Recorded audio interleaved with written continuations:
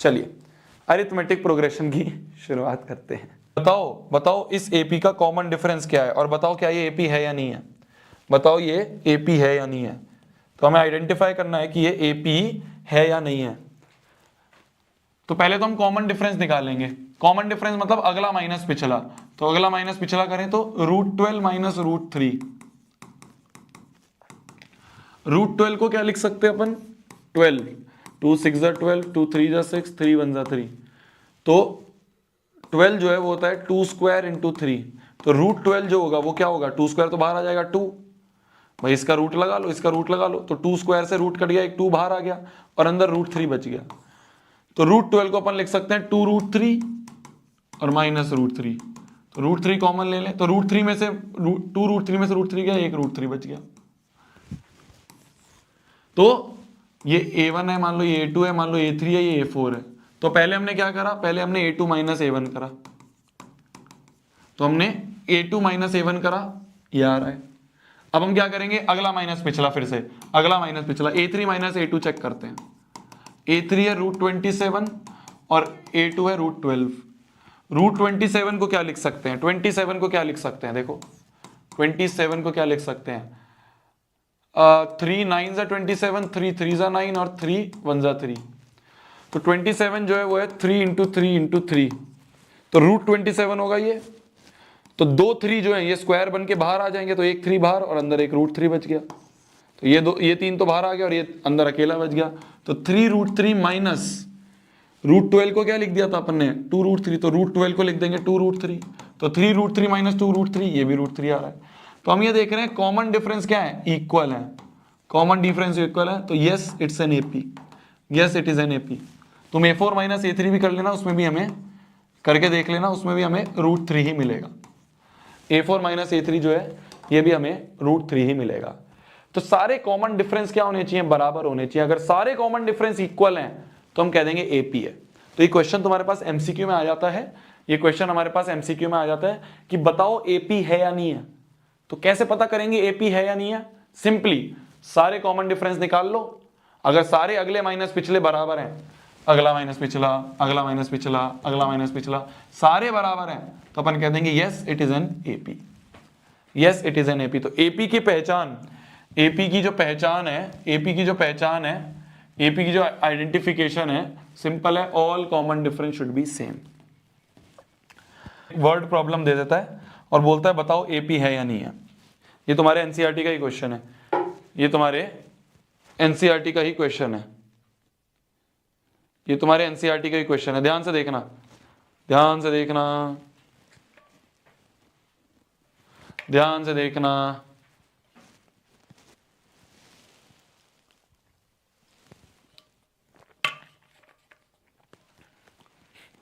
हमें पता करना है, हमें पता करना है क्या ये एपी है या नहीं है।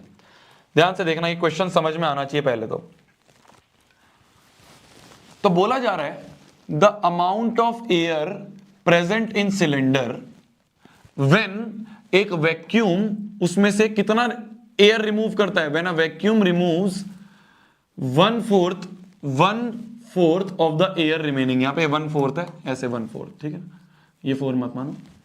तो क्या बोल रहा है कि amount of air present in cylinder, amount of air present in cylinder, जब वैक्यूम उसमें से 1/4 ऑफ एयर निकाल लेता है, क्या करता है, when vacuum pump removes 1/4 of the air remaining in the cylinder at the time, कि उस टाइम पे जितना, ध्यान से समझना, ध्यान से समझना, क्या बोला है, क्या बोला है, क्या बोला है कि एक वैक्यूम पंप है, वो क्या करता है, 1/4 ऑफ एयर निकाल लेता है। किसकी 1/4, किसकी 1/4, 1/4 of the air remaining at that time, कि उस समय पे जितनी एयर होगी उसका 1/4 निकालेगा। यहां कंफ्यूज होते हैं बच्चे, यहां कंफ्यूज होते हैं बच्चे। भाई वैक्यूम जो है 1/4 एयर तो निकालेगा, पर किसकी, remaining in the cylinder at that time, उस टाइम पे जितनी एयर होगी उसका 1/4। जैसे कि मान लो इनिशियली मान लो सिलेंडर में, इनिशियली मान लो सिलेंडर में V वॉल्यूम है, V वॉल्यूम है एयर की। तो वैक्यूम क्या करेगा, वैक्यूम करेगा इस V में से 1/4 of air at that time. तो अभी V है तो 1/4 ऑफ V हटा देगा, तो V minus V/4 is 3V/4। तो अब कितनी बच गई, अब बच गई 3v/4।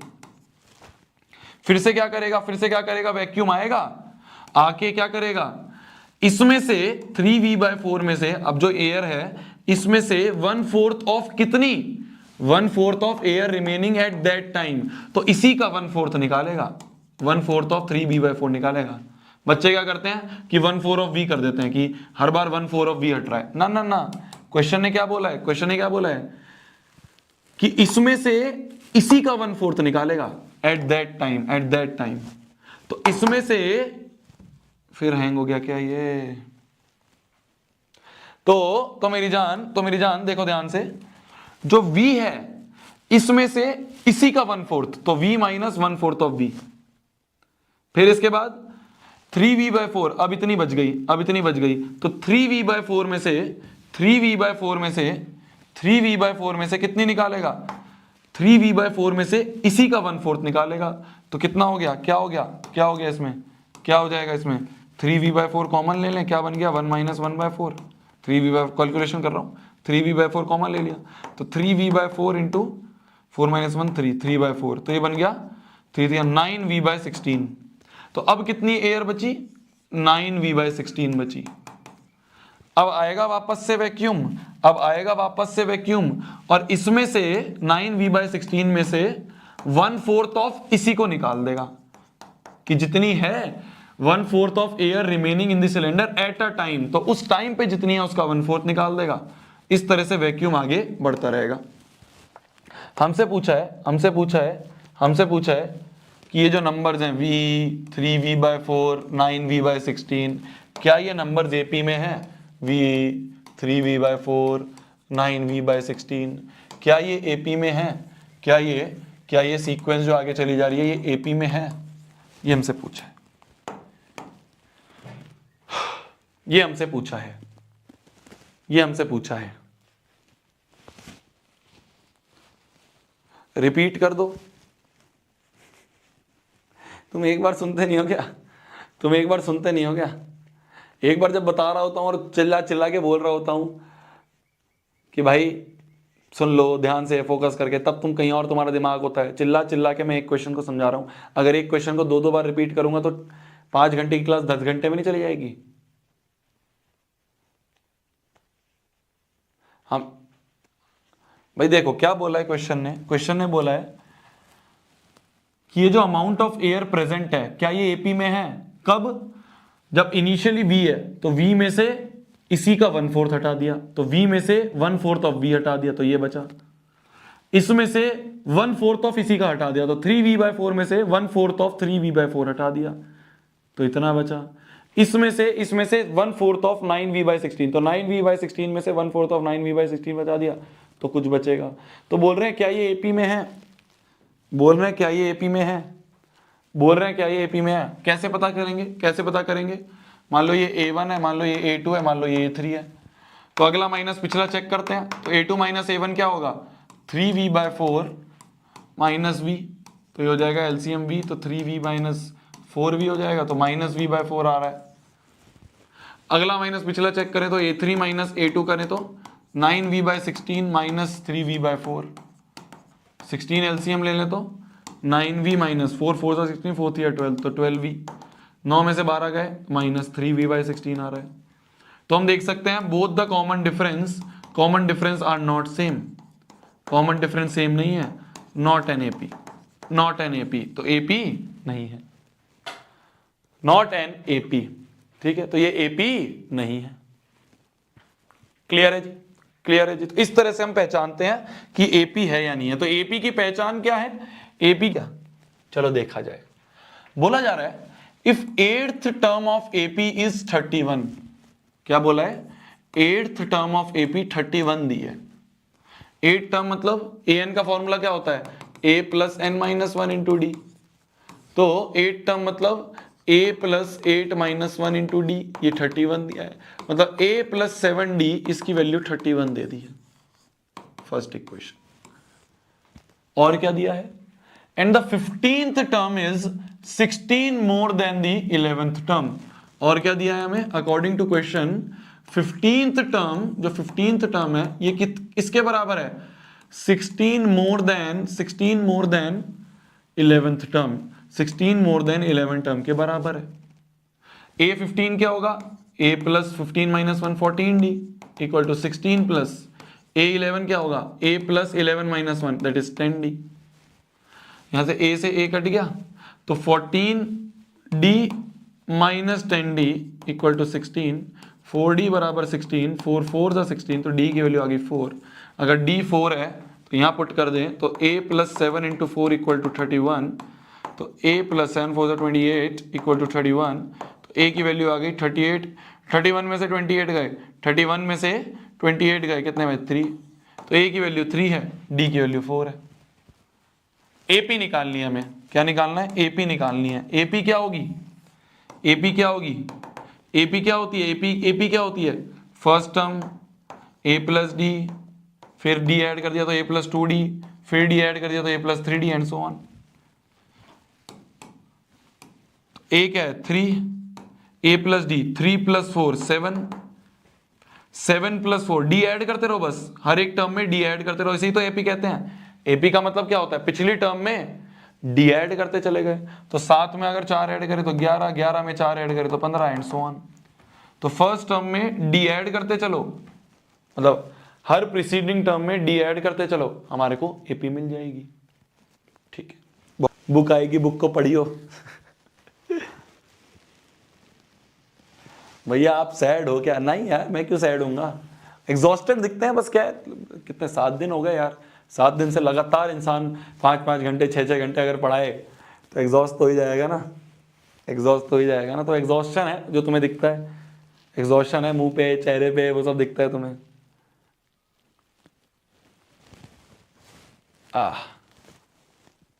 चलो देखो, एक होता है मिडल टर्म। मिडल टर्म का मतलब क्या होता है? मिडल टर्म मतलब बीच वाली टर्म। ठीक है, मान लो कोई सीक्वेंस है जिसमें नंबर ऑफ टर्म्स अगर मान लो 17 है। ठीक है, कितनी टर्म्स हैं? 17 टर्म्स हैं। ठीक है, 17 टर्म्स है। कैसे होगी? ऐसे 1 2 3 4 5 6 7 8 9 10 11 12 13 14 15 16 17, ऐसे 17 टर्म्स हैं। इन 17 में से मिडल टर्म कौन सी है ये बताना है। ठीक है, इन 17 में से मिडल टर्म कौन सी है? तो अगर n ऑड है, अगर n ऑड है, अगर n ऑड है तो जो मिडल टर्म होगी वो होगी n plus 1/2th, n plus 1/2th, ये वाली टर्म मिडल टर्म होगी। मतलब अगर यहां पे देखें तो ये फॉर्मूला होता है अगर n ऑड है, तो अगर यहां देखें तो 17 प्लस 1/2th, ये th साथ में लिखते रहना, कंफ्यूजन नहीं होती, बताऊंगा अभी क्यों।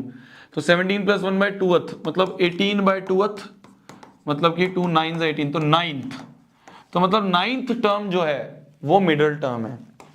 9th टर्म जो है, पहली दूसरी तीसरी चौथी पांचवी छठी सातवीं आठवीं नौवीं, ये 9th टर्म है। ये वाली टर्म जो है, ये वाली term is the middle term. ठीक है, तो ये होता है पोजीशन ऑफ मिडल टर्म। क्या ये होती है? Position of middle term. देखना, दो चीजें होती हैं, दो चीजें होती हैं। मान लो एक सीक्वेंस है जिसमें 17 टर्म्स हैं, एक सीक्वेंस थी जिसमें 17 टर्म थी। तो इससे हमें पता चल गया कि पोजीशन ऑफ मिडल टर्म ये है। क्या? पोजीशन ऑफ मिडल टर्म जो है, पोजीशन ऑफ मिडल टर्म जो है वो क्या है? वो 9th टर्म है। तो 9वीं वाली टर्म जो है वो मिडल टर्म होगी, 9वीं वाली टर्म जो है वो मिडल टर्म होगी। तो अगर हमें मिडल टर्म की पोजीशन निकालनी है तो हम n से निकाल लेंगे, n प्लस 1/2th करके पोजीशन निकाल लेंगे। तो एक चीज होती है पोजीशन, कि भाई कौन सी पोजीशन पे मिडल टर्म होगी।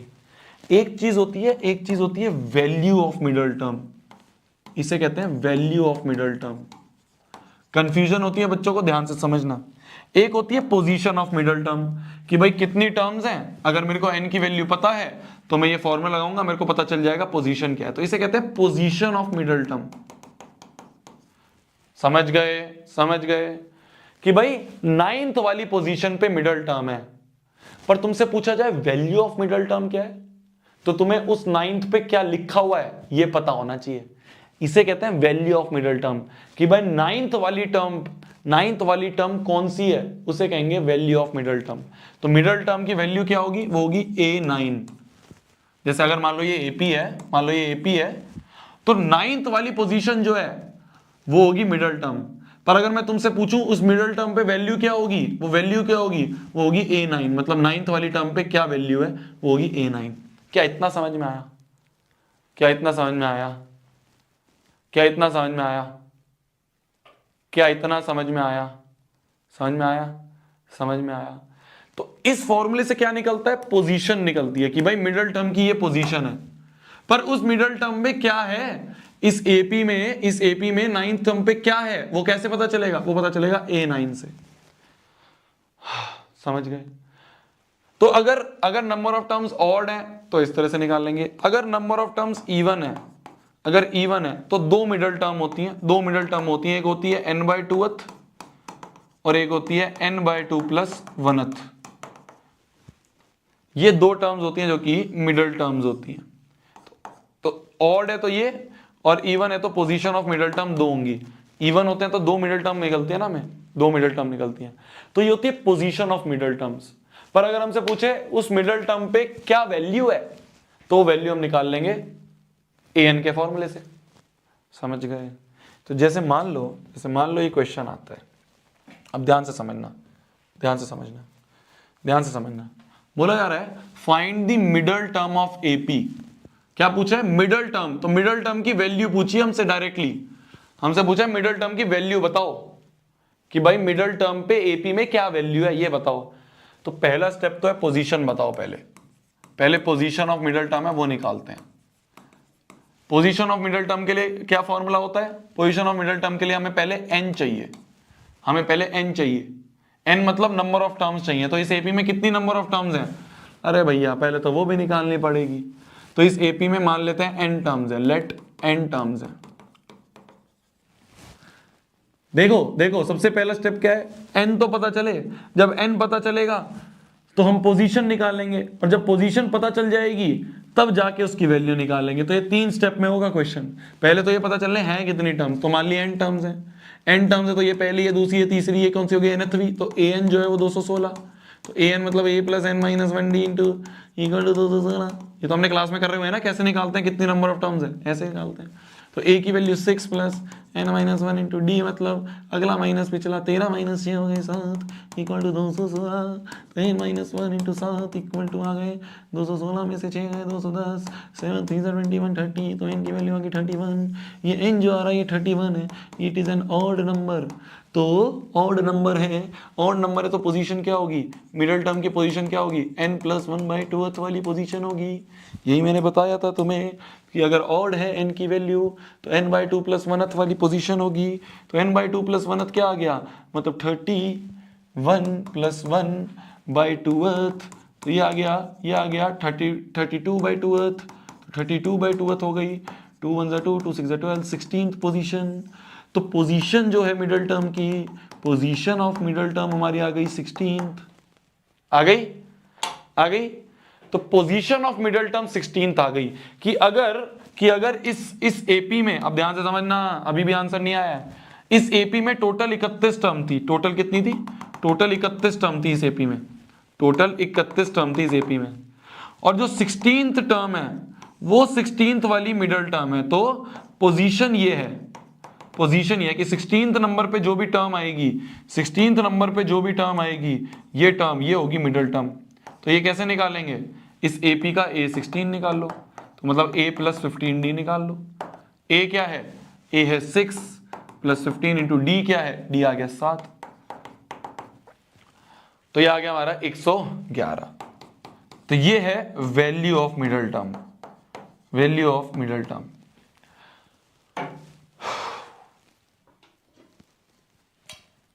ये होता है वैल्यू ऑफ मिडिल टर्म। अच्छा क्वेश्चन है, अच्छा क्वेश्चन है।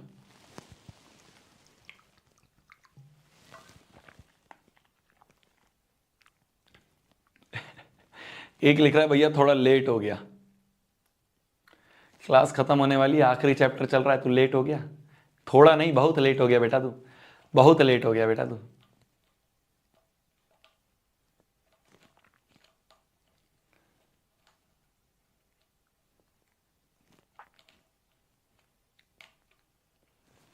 बहुत लेट हो गया तो।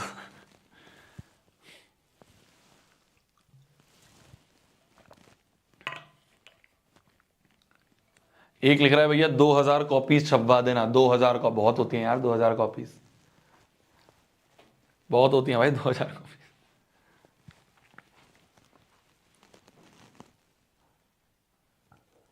इतने सारे बच्चे कोई लेंगे। चलें चलें आगे बढ़े।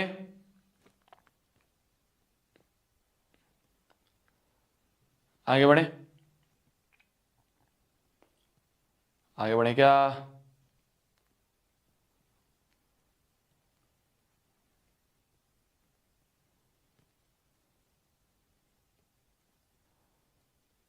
आगे ले क्या?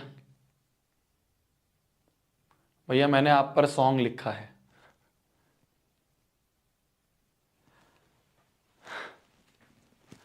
चलो चलो आगे बढ़ते हैं, चलो आगे बढ़ते हैं। चलिए हाँ जी चलिए, ये वाला क्वेश्चन अगर हम करें, ये वाला क्वेश्चन अगर हम करें, ये अच्छा क्वेश्चन है, इंपॉर्टेंट क्वेश्चन है, very important question, very important question. बोलो यार है, find the value of x when the AP given below is this. तो ये सारा क्या लिखा हुआ है? ये sum of n terms of AP लिखा है भाई, सारी AP का सम लिखा है ना, सारी AP का ये सम ही लिखा है ना, ठीक है ठीक है, सारी AP का सम लिखा है ना, तो ये सारी AP का सम है। तो सम ऑफ n टर्म्स क्या होता है? n/2 into a plus L बोल सकता हूं मैं, क्योंकि लास्ट टर्म पता है, लास्ट टर्म पता है तो a प्लस एल बोल सकता हूं। तो ये समीशन जो है ये हमें 1800 दिया हुआ है, ठीक है। n/2 into a plus L, हमें क्या निकालना है? x निकालना है। Find the value of x when the AP is this, n/2 into a plus L, ठीक है ठीक है ठीक है। तो n/2 इंटू a क्या है? n नहीं पता ना हमें कितनी टर्म्स है, ये भी नहीं पता, तो n को ऐसे ही रहने देते हैं। a क्या है? 2 प्लस l क्या है? लास्ट टर्म x बराबर 1800। ये इधर चला जाएगा तो 1800 into 2 3600, n into x plus 2 बराबर 3600। ये एक इक्वेशन बन गई, ये एक इक्वेशन बन गई, ठीक है। इस इक्वेशन में तो ना हमें n पता है ना हमें x पता है, मतलब हमें एक और इक्वेशन की नीड होगी, मतलब हमें एक और इक्वेशन की नीड होगी, होगी एक और इक्वेशन की नीड होगी ना। एक और इक्वेशन कैसे मिलेगी?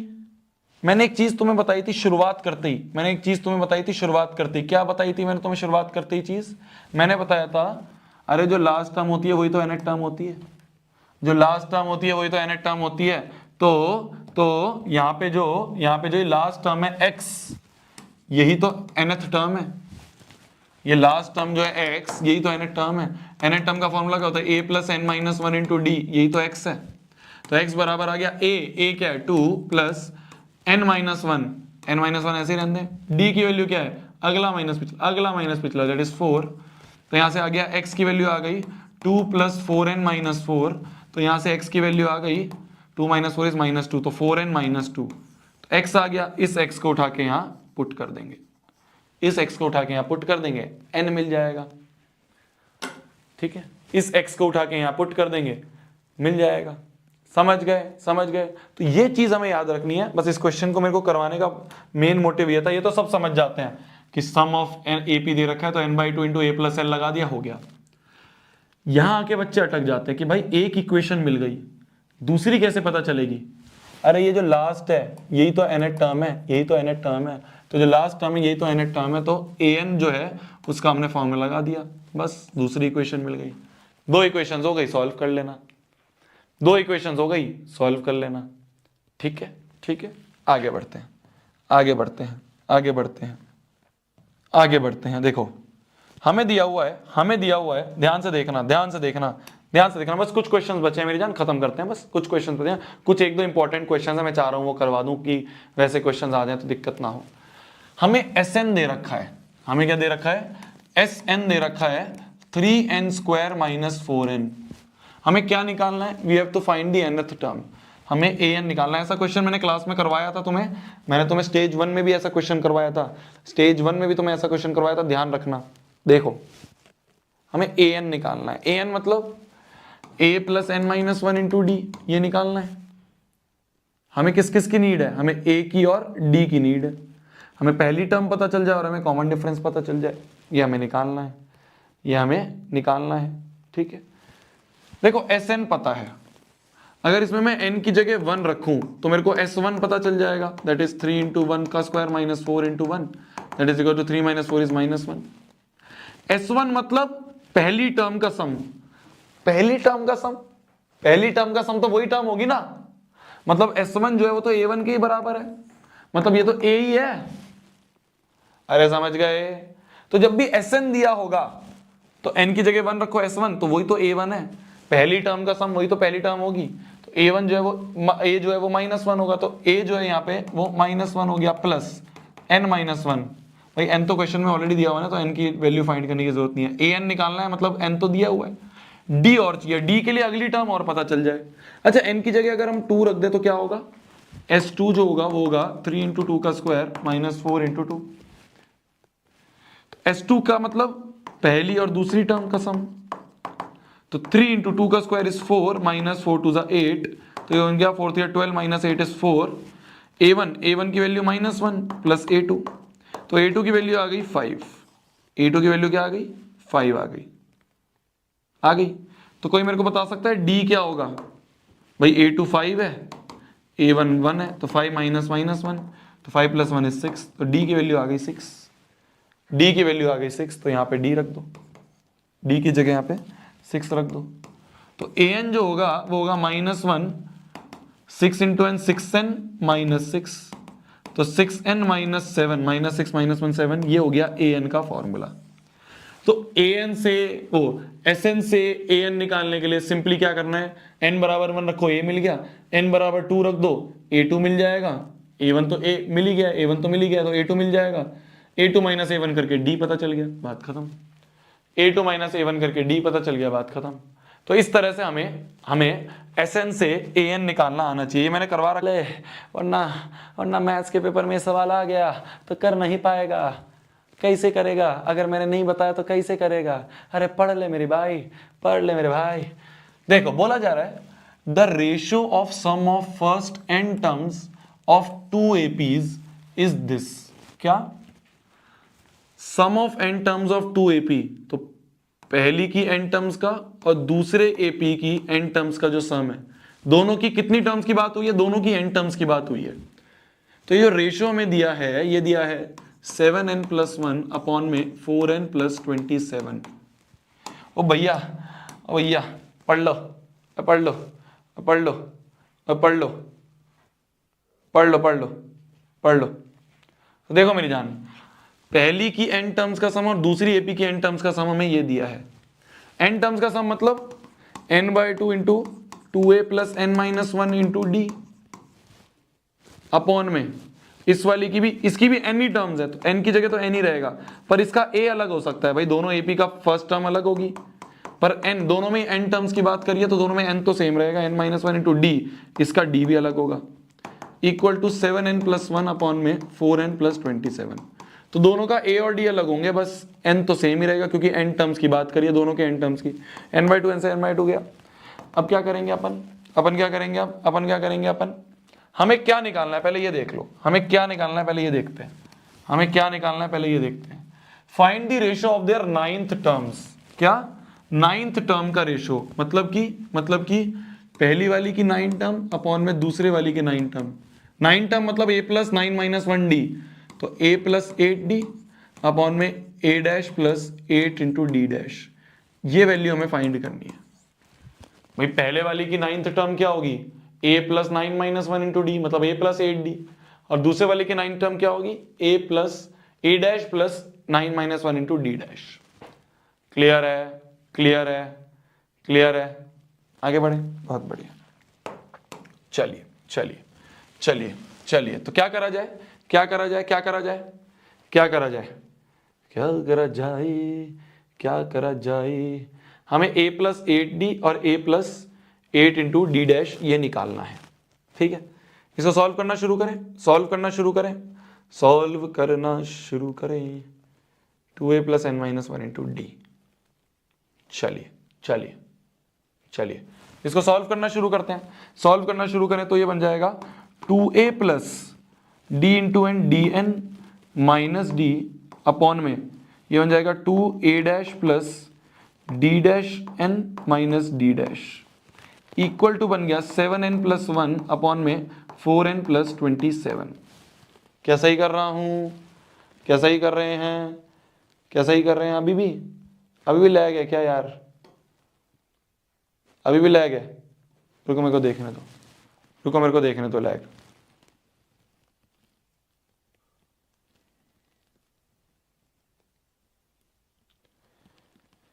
यार बिट रेट सही है,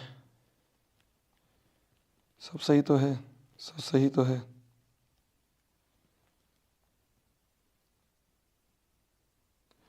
सब सही तो है, सब सही तो है, सही है। अब कहाँ है लैग? अब कहाँ है लैग? अब कहाँ है लैग? अब तो सही है, अब तो सही है, सही तो है। ए यार चलो चलो, तो हमने क्या करा, हमने दिमाग कहाँ थे अपन? हाँ, S N upon S N dash ये सब दे रखा है हमें किस चीज की वैल्यू चाहिए? हमें चाहिए a प्लस 8d अपॉन में a dash plus 8 into D dash, ये चाहिए। ठीक है, बहुत बढ़िया। तो हमने क्या करा, जैसा हर एक बच्चे सोचेंगे, जैसा हर एक बच्चा सोचेगा कि भैया कैलकुलेट करना शुरू करते हैं, क्रॉस मल्टीप्लाई करेंगे। क्रॉस मल्टीप्लाई कर लो, ये 3 टर्म्स, ये 2 टर्म्स, इसको इससे क्रॉस मल्टीप्लाई, इसको इससे क्रॉस मल्टीप्लाई। बहुत भारी नहीं पड़ जाएगा? बहुत भारी नहीं पड़ जाएगा? क्रॉस मल्टीप्लिकेशन बहुत भारी पड़ जाएगा। तो मतलब क्रॉस मल्टीप्लाई वाला मेथड तो हमें नहीं करना है, क्रॉस मल्टीप्लाई वाला मेथड तो हमें नहीं करना है। अच्छा, हमें क्या चाहिए? हमें चाहिए a प्लस 8d। तो यहां पे हमें किसी तरह से, यहां पे 2a की जगह a चाहिए, ध्यान से देखना, बस इसको कंपेयर करना है, ध्यान से देखना, ध्यान से देखना। हमें a प्लस 8d चाहिए, हमें a प्लस 8d चाहिए, मतलब हमें 2a की जगह a चाहिए, तो 2 बाहर आना चाहिए। और यहाँ पे n माइनस 1 की जगह, n माइनस 1 की जगह हमें 8 चाहिए, 8 चाहिए, है ना? पर अगर 8 डाल दूंगा और यहाँ 2 होगा तो बात नहीं बनेगी। अच्छा एक बात समझो, एक बात समझो, एक बात समझना, एक बात समझना। अगर मैं यहाँ पे n की जगह 17 रख दूं, ध्यान से देखना, एक बार बस ध्यान से देखना, तो मैं समझ में आएगा। n की जगह अगर 17 रख दूं, एक बार देखना ध्यान से, एक बार देखना ध्यान से, एक बार अगर n की जगह 17 रख दो तो देखना क्या होगा। 2a plus 17 minus 1 16d upon में ये क्या बन जाएगा, 2a dash plus 16d dash. क्या ये बन जाएगा? n की जगह मैंने बस 17 रखा, क्यों रखा अभी समझ में आएगा, अभी देखना क्यों रखा समझ में आएगा। तो 7 इंटू 17 प्लस 1 अपॉन में 4 इंटू 17 प्लस 27, क्यों रखा है समझ में आएगा। देखो यहां से अगर 2 कॉमन ले लें तो बन जाएगा a प्लस 8d, नीचे से भी 2 कॉमन ले लें तो बन जाएगा a dash plus 8d dash equal to बन रहा है 17 into 7, 7 into 17 plus 1 same to same upon में 4 इंटू 17 प्लस 27। 2 से 2 कट गया। मुझे क्या चाहिए था, मुझे क्या चाहिए था भैया, मुझे क्या चाहिए था, a प्लस 8d अपॉन में a dash plus 8d dash. मुझे क्या मिल गया, a प्लस 8d अपॉन में a प्लस 8d डैश। मिल गया, मिल गया, मिल गया। तो यही आंसर है, a प्लस 8d अपॉन में a dash plus 8d dash, यही तो चाहिए। तो इसको सॉल्व करो, ये किसके बराबर है, इसके बराबर है, तो इसको सॉल्व करो। इसको सॉल्व करने पे क्या आ रहा है, इसको सॉल्व करने पे क्या आ रहा है, 24 अपॉन 19 आ रहा है, 24 अपॉन 19 आ रहा है, 24 अपॉन 19 आ रहा है सभी का, 24 अपॉन 19 आ रहा है। यही आंसर है, यही आंसर है, 24 अपॉन 19 इज द आंसर। तो हमें बस ये दिमाग लगाना था, एलसीएम लोगे बहुत भारी पड़ जाएगा, इसलिए मैंने तुम्हें एलसीएम लेके दिखाया, इसलिए मैं तुम्हें एलसीएम लेके दिखाया। पर मैंने क्या करा, मैंने कहा यार एलसीएम लेके बहुत भारी पड़ेगा, मैं किसी तरह से यहाँ पे देखो 2 तो कॉमन लेना पड़ेगा, और 2 कॉमन लिया और 8 बनाना है तो 8 का डबल दिखना चाहिए, 8 का डबल दिखना चाहिए, 8 का डबल दिखना चाहिए। तो 8 का डबल कैसे दिखेगा, 16।